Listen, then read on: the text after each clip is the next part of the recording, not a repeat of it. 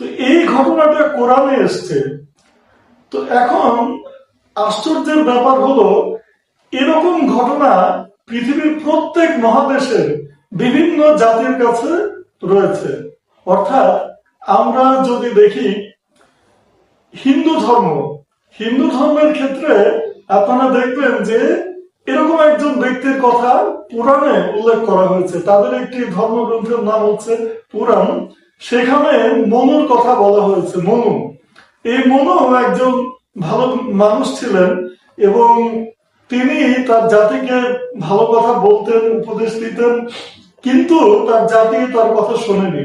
শুধুমাত্র যারা তার কথা শুনেছিল তারা নৌকায় উঠে রক্ষা পেয়েছিল মহাপ্লাবন থেকে, আর যারা তার কথা শুনেনি তাদেরকে ভগবান শাস্তি দিয়েছিলেন। এটি হিন্দু ধর্মে আছে। এছাড়া আমরা যদি দেখি পুরানো ইরাকের সুমেরীয় সভ্যতা, সেখানেও এরকম একজন ব্যক্তির কথা এসছে, এরকম মহাপ্লাবনের কথা এসছে।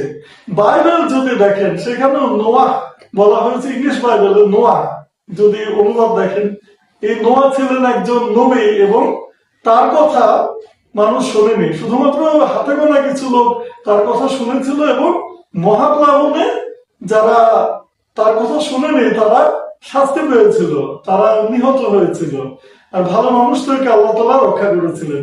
এছাড়া রেড ইন্ডিয়ান অর্থাৎ আমেরিকার যে রেড ইন্ডিয়ানরা, তাদের কাছেও এরকম একটি গল্প রয়েছে, ভালো একজন মানুষের কথা, মহাপ্লাবনের কথা। সেরকম চীনের আপনারা যদি পৌরাণিক কাহিনী দেখেন, চীনের